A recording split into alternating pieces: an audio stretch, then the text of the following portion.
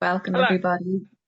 Welcome, Hello. everybody, to Belfast Recover Group's tradition meeting. Christopher is very enthusiastic to get into tradition now. Over to you, Christopher, to get us started. Thank you for your service. Hello, everyone. I'm sorry, it's not Brian, it's me again. Thank you to Emma, to Amy, and to Mags, and thank you for leading us in, Mags. Um, we've got another week of traditions workshop, and uh, we're into the ninth tradition. Um, it's about structure, it's about boards and committees, and so on and so forth. Now's your opportunity to run away. That you've got the opportunity now. We're talking about the structure of AA, okay? This isn't like, the ultra glamour stuff, but conversely, it is both prudent, informative, and essential that you understand how this thing operates, as it were. Because there's a rub to all of this, in my candid facetiousness of describing this as a little dry, is that it's anarchy. Bill wanted anarchy. Bill wanted an anarchical operation. When I think of anarchy, I think of maybe the Sex Pistols or revolution or all these other bits and pieces. But the book describes revolution when it comes to recovery. So, in a way, because Bill had a sense of humour, he's also describing the anarchy of how we would arrange and operate an organisation which you will see is different to what you would expect in a capitalist structure, such as a company, a big company, where you have all the power directed to the top of the pyramid, the CEO, the board, directors, middle management, and then people at the bottom. And then we run it a slightly different way. And I'm mindful of the fact that we're an island when it comes to discussing the structure and so forth of being part of Alcoholics Anonymous. Is that here in this group is that we discuss the structure of Alcoholics Anonymous in Ireland. So I've got one slide to show you, and I can show you that. And that will hopefully head off any questions about structure in Ireland. But I'll be super honest at the end in it, because if I don't know, I don't know. And I might privately message Max and go, can you help? So, but without further ado, I'm going to follow a really similar structure to last week in as much as I've maintained and used specific sources of information, primary information, that take us from how the traditions came about, and in this case, obviously, tradition nine, and then also just think about some real life examples. I've got the illustrated um, traditions, which I really encourage you to go away and have a look at. It's still available. You Google it, it's online.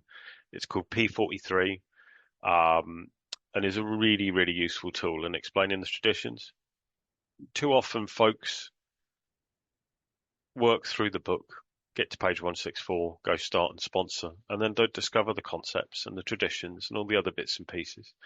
And as we discussed last week, there's a circle and there's a triangle of our structure, of our unity, of our function, on how we make sure that this, the main thing, the main event, the first 164, is available at the right time for when someone is at their greatest need. Because ostensibly, Alcoholics Anonymous is when the still suffering alcoholic says, help. And at that precise moment, someone says, I know how you feel. I can help you with that, mate. So nine is going to be, so I'll read through the two traditions to start off with, two versions of the traditions. We do a short form and a long form.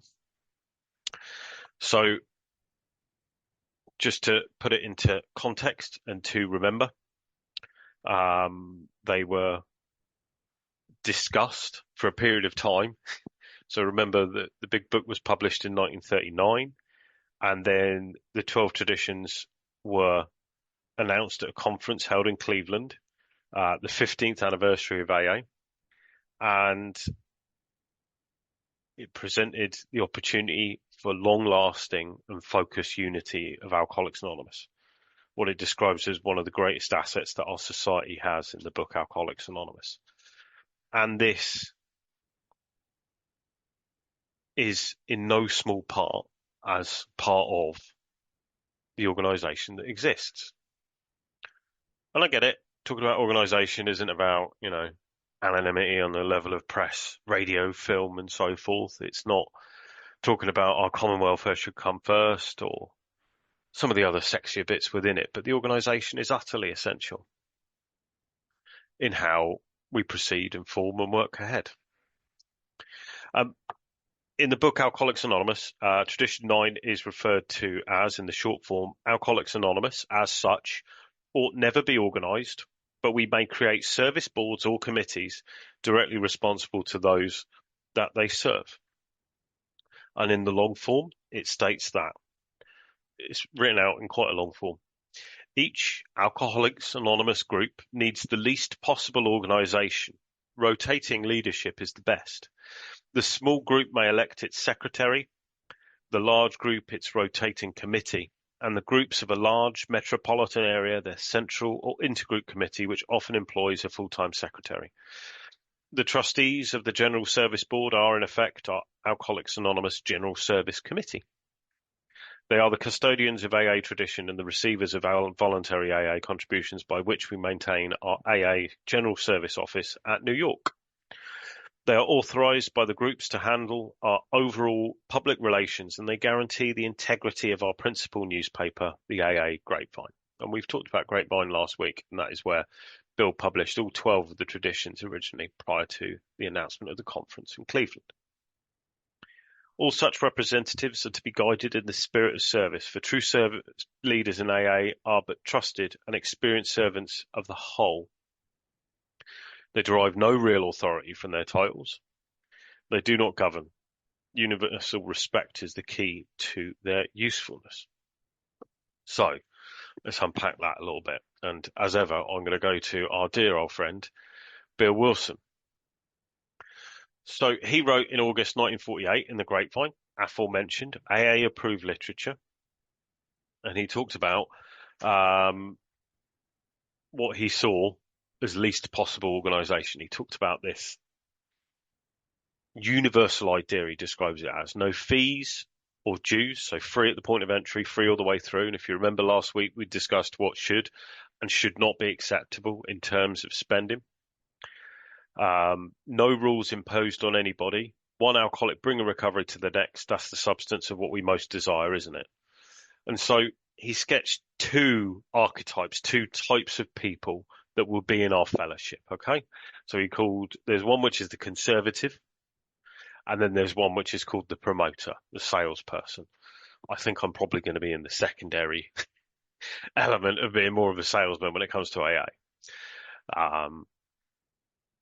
We have, for example, this is his description of the conservative, the kind of AA who is for simplicity. Terrified of anything organised, he tells us that AA is getting too complicated. He thinks money only makes trouble, committees only make dissension, elections only make politics, paid workers only make professionals, and clubs only coddle slippers. Says he, let's get back to coffee and cakes by cosy firesides. If any alcoholics stray our way, let's look after them. But that's enough. Simplicity is our answer. Doesn't want to do anything more. You might find someone who's very similar to that. So they're wary about money, paid workers, committees, publicity, all it just wants to keep it narrow, safe, secure, don't want to make any big changes and so forth, all right? And then you've got on the other side the promoter, eager for hospitals, paid organisers, rapid expansion, dream big, sometimes too big, If I had my way with Alcoholics Anonymous, I'd be shouting about it from the rafters. I'd be advertising it, sticking it everywhere, Twitter accounts, how can we help? My opinion doesn't mean nothing. My opinion is wrong. According to what is described here, this isn't what we should be aiming for. I was in a library in Salisbury because I was looking for a loo, reached a certain age. There's not many public toilets in Salisbury, but that's a very separate matter. And noticed the notice board, and of course on the way out, It's a little blue poster, just sat there in the corner. Have you got a problem with alcohol? Can we help? Just there. Just did all that it needed to do, which was, do you have a problem with alcohol? And I thought to myself, oh, I don't anymore. I did this thing, and exactly what it said on there, but it said, dude, just give us a call. Really simple. So Bill's view of this is that we should value both the conservative and the enthusiast, that there is a thin line between the two where we should operate, understand, and function. So the conservative stops us from losing our soul, as it were. And then the promoter reminds us of our duty to be feverish, to keep going, still approach, still search for the still suffering alcoholic. And so tradition 9 is the plot which goes through the middle of these two. It is the route which is resist general organisation, but create special services essential for 12-step work to make sure that this thing bloody works. It is the diagram of what the engine looks like to keep this going. All right? Of how we keep this thing running and operating and so forth. So the other bit is that Bill was really mindful. You know, this is quite a difficult one to discuss when you think about what does that organisation look like if we are part of this anarchy that it describes. He goes into a little detail a little further on. He talks about how if an AA group elects a secretary or rotating committee, if an area forms an intergroup committee, if we set up a foundation, a general office, or a grapevine, then we are organised for service. The AA book and pamphlets, our meeting places and clubs, our dinners and regional assemblies, these are services too. Nor can we secure good hospital connections, properly sponsor new prospects and obtain good public relations just by chance. People have to be appointed to look after these things, sometimes paid people, which we described in detail last week in tradition 8, as to what that looked like. Special services are performed, but by none of these special services has our spiritual or social activity, the great current of AA, ever been really organised or professionalised. Yet our recovery programme has been enormously aided. While important, these service activities are very small by contrast with our main effort, which is what? Helping the still suffering alcoholic. So this is that balance it talks about. There's lots of wonderful descriptions within the text of Alcoholics Anonymous where it describes balance and so forth. And one can think about when reading through the amends process and thinking through step 9 and thinking about how it approaches that amends process with balance and thoughtfulness and dignity. It's fascinating and interesting how this balance is approached within tradition 9. So the next one to look at is around the 9th tradition within the illustrated 9th tradition. So within the pictures, it's got images of folks working in the mailroom and someone else making the coffee. So everyone's little opportunity in the way to organise. You think in really basic terms here, we've got people who have roles to make this group function. I sent a text on WhatsApp to say the meeting was started. A group conscience previously had organised when this meeting will occur. The group conscience had organised what the content of this meeting was. We've got Mags as our lovely host. We've got Amy as our co-host. We've got Emma who's reading for us as well. All our lovely, wonderful people helping, all giving their time freely. But that organisation is limited. It's just that thin thread amongst the two. So shortly before his death in 1950, Dr. Bob, the other guy who helped found Alcoholics Anonymous, left Bill Wilson with a final resonant phrase. And he said, let's keep it simple. And these words became a guiding principle for AA, a reminder that the heart of recovery lies not in complexity, but in clarity and connection. And so he later reflected on this, Bill Wilson, cautioning that while simplicity is vital, It must be understood in two distinct forms. We need to distinguish sharply between spiritual simplicity and functional simplicity. So the simple message of there is a solution, one solution, the text and spiritual program expressed within Alcoholics Anonymous, and the functional simplicity to keep the organization simple. Organizational structure of Alcoholics Anonymous, simple. So the spiritual simplicity is the raw human moment when somebody says help and somebody else replies, I know how you feel, I'm here to help you. And if you think and reflect on that, that relationship couldn't be organized. It's just together. This exchange, which is deeply personal, healing, defies formal structure. It's the soul of Alcoholics Anonymous, which is unencumbered by red tape and bureaucracy. But you've got the balance that Bill talks about, which is without some degree of organization, chaos would reign. Bill says we must, to some extent, organize to carry the message or face chaos. And chaos is not simplicity. The challenge lies in preserving the spiritual essence while enabling practical function. Imagine, for instance, trying to computerize sponsorship. AI? Imagine it might be coming along the line, somebody be typing into AI, I'm really struggling with alcohol, what should I do? It's a really horrifying thought. Say it was matching sponsors and sponsees together in the same way that you would use a dating profile. It's just remarkable plurality as to what it could look like. And the absurdity of such a system just underscores the danger of over-organizing what it means to be human, what it means to be organic and human and thoughtful and empathetic, and all the things which a computer will never be able to master. So in the realm of group action, some structure is essential. Someone needs to make the coffee. Otherwise, the meeting will end up caffeine free. No donuts. Who pays for the Zoom account? Who sorts out the money and the donations which are made as part of Tradition 7? Who looks after that? Who reports on that?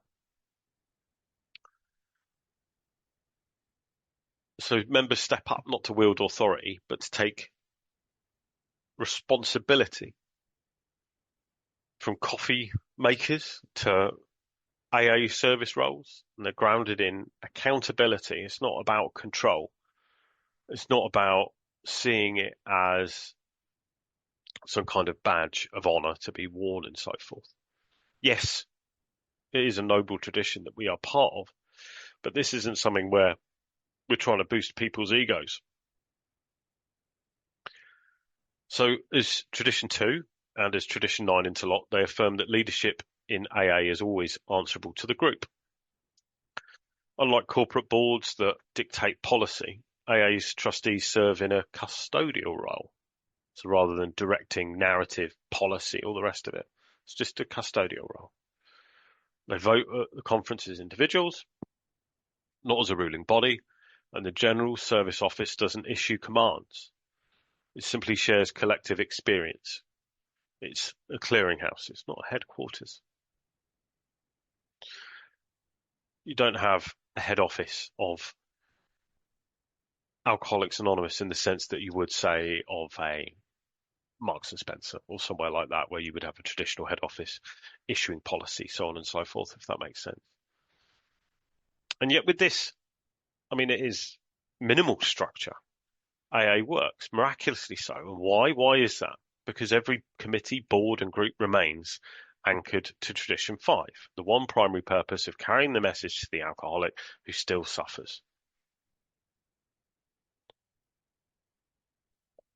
This unwavering focus preserved the spiritual simplicity at the core of the fellowship that was described just earlier in the text, and to stray from it to entangle AA in issues beyond its mission would risk dangerous complications. Indeed, in Alcoholics Anonymous Comes of Age, it's really good. Look, it's very good, very good. Comes in a nice shiny cover. It's very cheap. AA text, really worth reading. Talks about the steps and traditions. Um, Talks about balls ups, mistakes, errors. Um, can be quite funny, but more than that, it's very human. Um, it also expands on the detail within the book Alcoholics Anonymous that you know and love. Talks a bit more about Jack Alexander and John D. Rockefeller, Silkworth, Miss Dr. Silkworth, and obviously it just adds a little colour to the people that you know, understand, and for those of you that sponsor, read about and write about and speak about so often. So I'm just going to read a bit out of uh, how it came about. So Bill writes, he said, he starts off with the tradition, just to read it again. AA, as such, ought never be organised, but we may create service boards or committees directly responsible to those that they serve.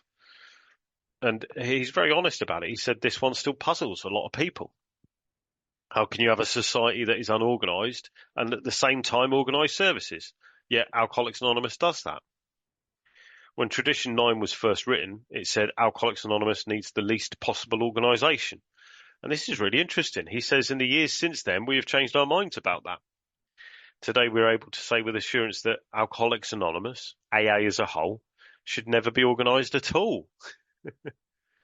Then in seeming contradiction, we proceed to create special boards and committees, which in themselves are organised. How can we have an unorganised movement which can and does create a service organisation for itself? Scanning this puzzler, people say, what do they mean, no organisation? What we really mean, of course, is that AA can never have an organised direction or government, policy setting and so forth. Because do you know what? They wrote the policy. I wrote it in here. That's it. Do the book. That's why it's really crazy when you hear people taking their own version of going, oh, yes, well, I take my sponsees through the 12 steps and 12 traditions. You what?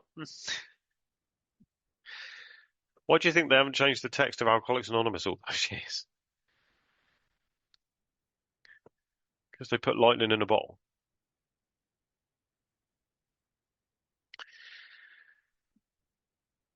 To amplify this, did anyone ever hear of a church, a nation, a political party, even a benevolent association that had no membership rules? Did anyone ever hear of a society that could not somehow discipline its members and enforce obedience to necessary rules and regulations? Does not nearly every society on earth give authority to some of its members to impose obedience upon the rest and to punish or expel offenders? Isn't that fascinating when we think about AA? Therefore, every nation, in fact, every form of society has to be a government administered by human beings. Power to direct and govern is the essence of organisation everywhere. And so, here's the rub to this rule. Alcoholics Anonymous is absolutely the exception. It doesn't follow that at all. Not at all. It does not at any point conform to the pattern of a government, neither its General Service Conference, its General Service Board, nor the humblest group committee can issue a single directive to an AA member and make it stick, let alone hand out any punishment. We've tried it lots of times, but failure is always the result. That's what I said about making mistakes and how it describes it in this text. It's really wonderful. Groups have tried to expel members, but the banished have come back to sit in the meeting place saying, this is life for us. You can't keep us out. Committees have instructed many in AA to stop working on a chronic backslider, only to be told, how I do my 12-step work is my business. Who are you to judge? An AA may take advice or suggestions from more experienced members, but he surely will not take orders. Who is less popular than the old-time AA, full of wisdom, who moves to another area and tries to tell the group there how to run its business? He and all like him, who view with alarm for the good of AA, meet with stubborn resistance or worse still, laughter. In fact, AA is so unorganised that someone once suggested we put up a sign in each AA club saying, anything goes here, folks, except you mustn't smoke opium in the elevators. Good advice for life for everybody. So it continues within the text. He puts that we had to form a structure that could serve but never rule. I think that'll be my message to you, is that it would serve but never rule. That's the rhythm and the organisation of an anarchical organisation that it describes. The conference was born not to command, but to listen and respond. He tells how GSO staff learned to reply to queries with, "Of course, you are at perfect liberty to handle this matter any way you please." That humility is the safeguard. Service bodies suggest, never dictate. The conference was deliberately designed with rotating delegates, a wide base of representation, and no power to govern groups. So just go through a little bit of history with you guys and just talk about some of the early AA, just for a bit of context. So if you think about, before the text was published, which came out in 1939, was that in the mid-30s, these groups in their infancy, there wasn't a blueprint. There wasn't how do we do this thing? You can search on Google. You can look at the table where Bill and Bob had that cup of coffee.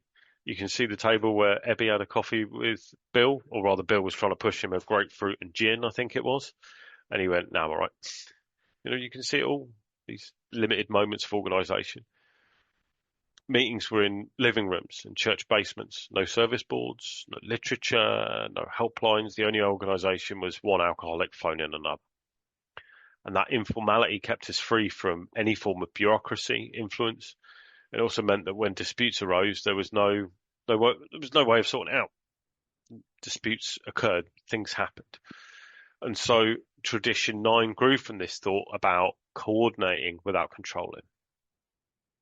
So there were things that needed to be organised if we move into the 40s. So the book came out in 1939, and for those that are familiar with their foreword to the second edition, it talks about this mushrooming process. Why? Because it bloody worked. It bloody worked.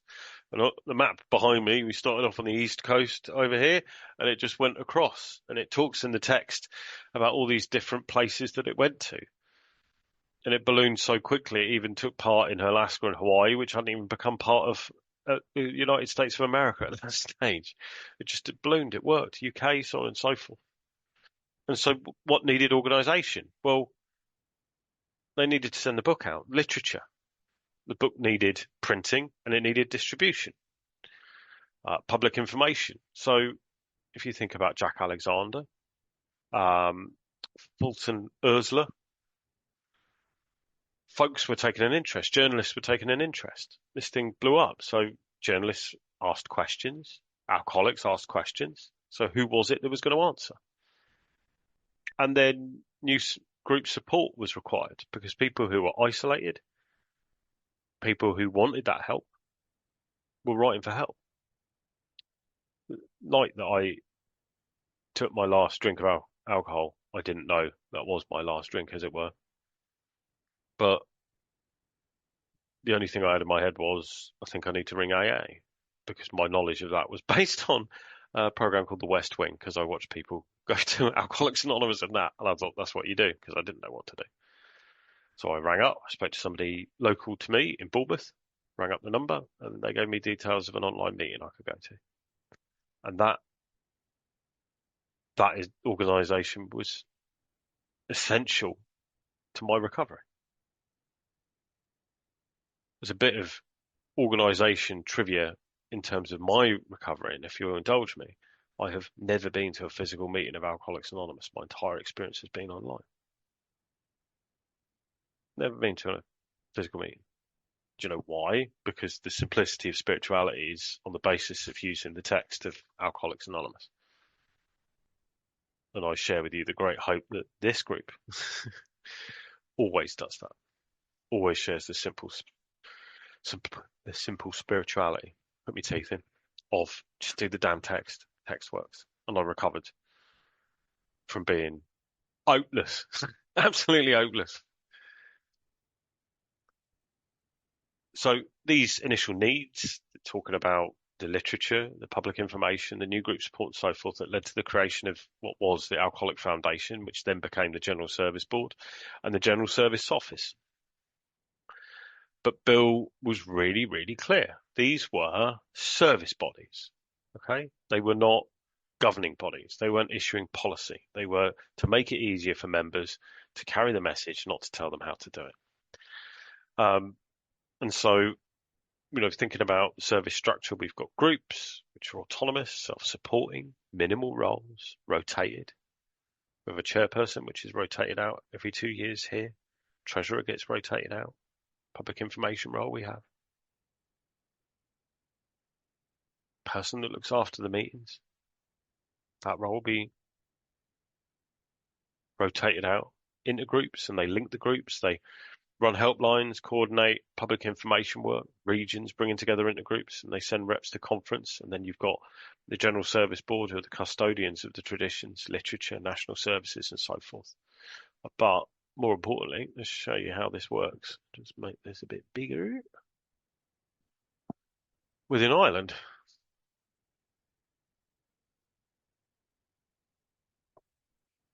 and so we talked already about governance and organisation. But organisation and governance are exclusive. They live apart from each other. This is about being a servant, being a trusted servant. This is about organisation. The simplest term of, I'm going to go and help this other guy because they are still suffering as an alcoholic, all right? And then we provide structure, narrative, and anarchical structure and organisation, and all of that for that to occur. So I'll just show you. I'll share my screen. It's going to be really good if you're listening back, by the way, and I'm sharing the screen here. I'll just try and be as descriptive as I can. Just make sure I share the right screen. There we go. Am I sharing the right screen? It's good. I'll just share a very brief anecdote, unrelated. When I worked for another company, I went to a really serious meeting in London, lots of really official people there. And the lady was starting to put her presentation up, and she inadvertently put up how she was splitting all of the items in her home in her divorce, which was a lovely moment. There was two columns there, and the only person who spoke up said, "Well, I'm pleased that someone's getting the ninja." I won't tell you who that was, because everyone really thought that this lady was really frightening. It was just fucking hilarious. Good lad for getting the ninja. Anyway, back to the structure. So, here we are in Ireland. We talked about this. We talked about our leaders, but trusted servants, they do not govern. And we've got the structure here. I'm just trying to be really descriptive to you that is listening back in the future. So future listener, I'll try and make this really understandable. You've got the AA groups, and then you've got two GSRs from each group, and they form the area committee. And then 4 members from each area committee go into intergroups, and then the intergroups will go up to the General Service Conference. So you've got 16 delegates, trustees, intergroup secretaries, 2 World Service delegates, and the company secretary there. And so we just talked about there, so the groups there at the top, autonomous, self-supporting, minimal roles, rotated. And we got the intergroups here, so they link the groups, run the helplines, coordinate PI work, and so forth.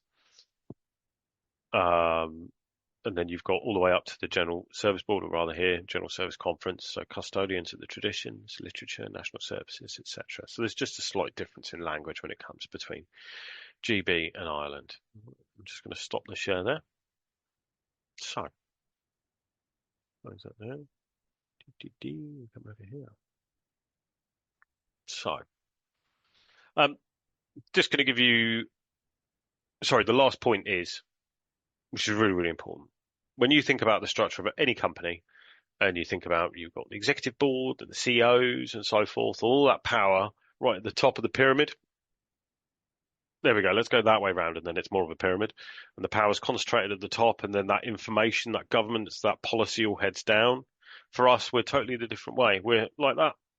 So it comes from the groups and emanates outwards. And at the top, it's about governance in terms of they don't govern.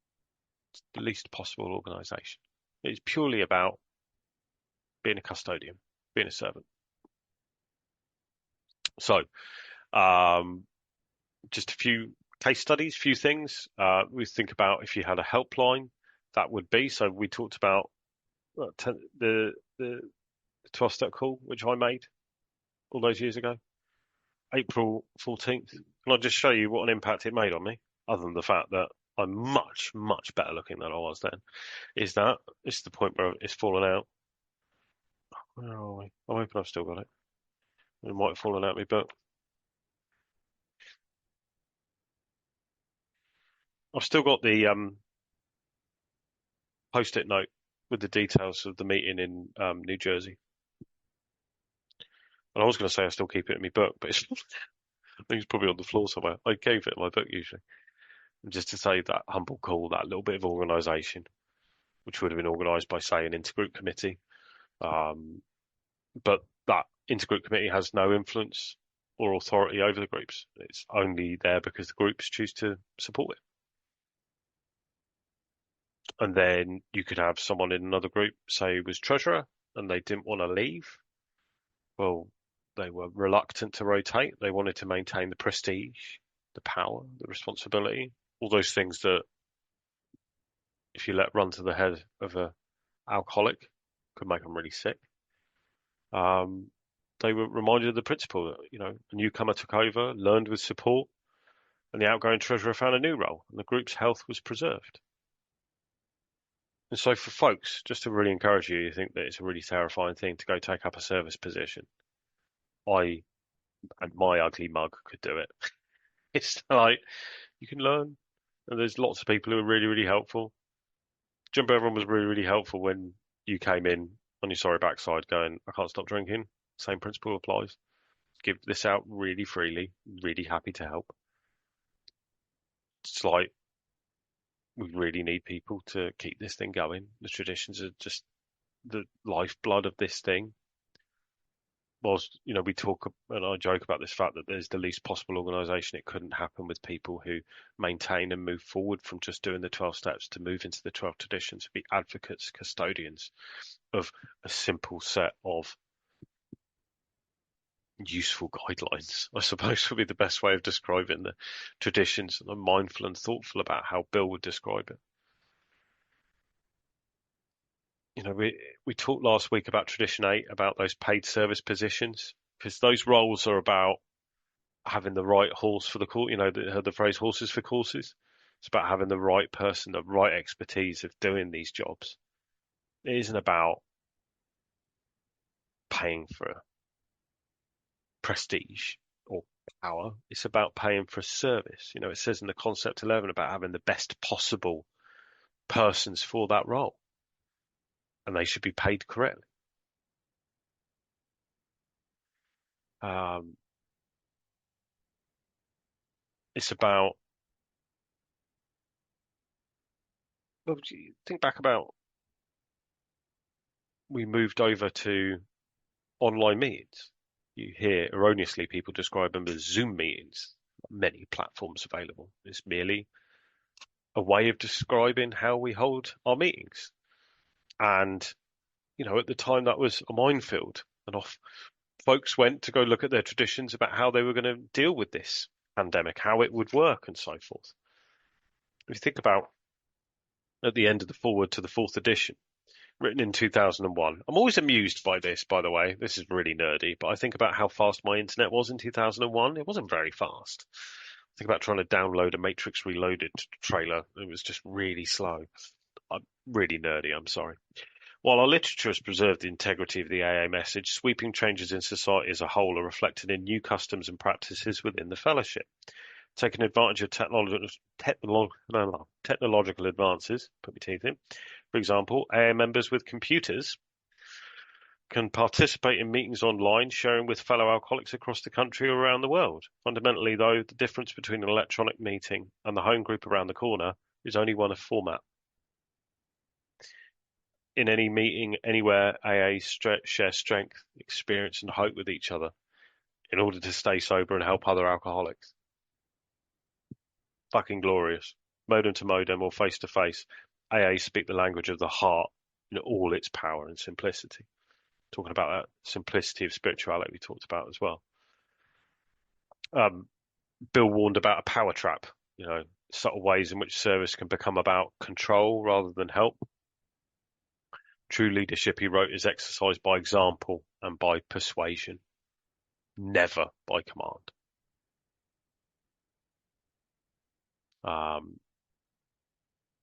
When we think about an informed group conscience, why we send out information, this group will send out information a week before because it does it for four reasons. It does it to share all the relevant information, allowing proper time for reflection, listening to minority opinions, and seeking substantial unanimity, giving the opportunity for people to think about it properly beforehand. And then there's all these different types of, small services that are available. We've got an AA helpline, there's a website, we've got public information. You get folks who work in hospitals, prison liaisons.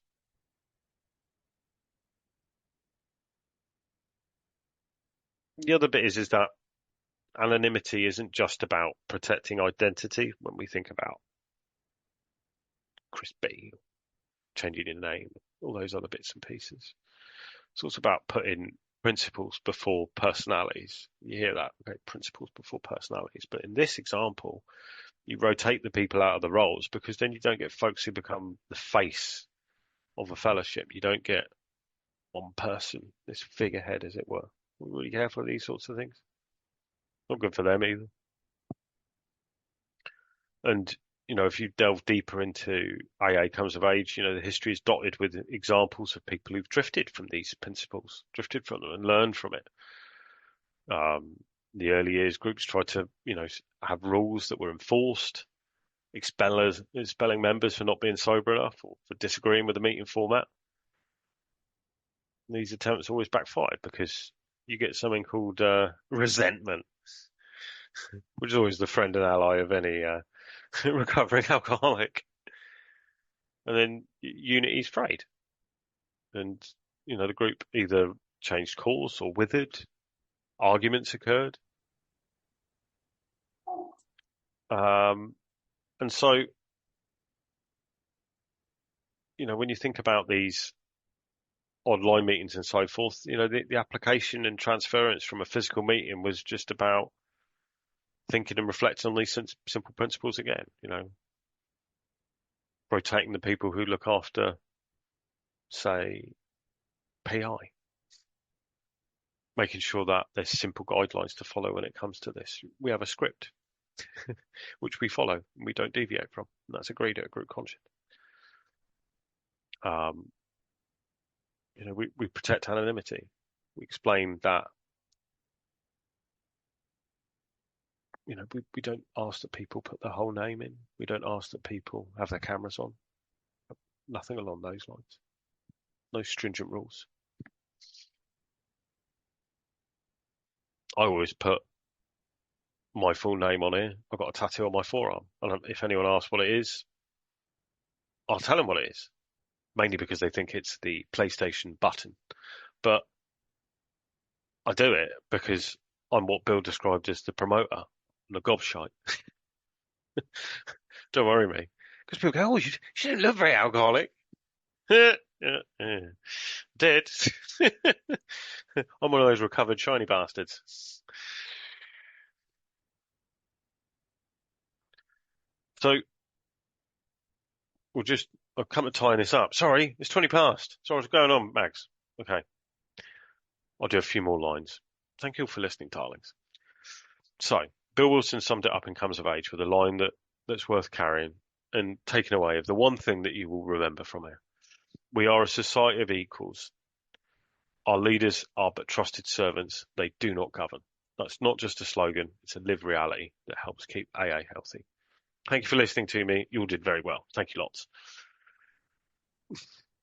Thank you so much, Christopher.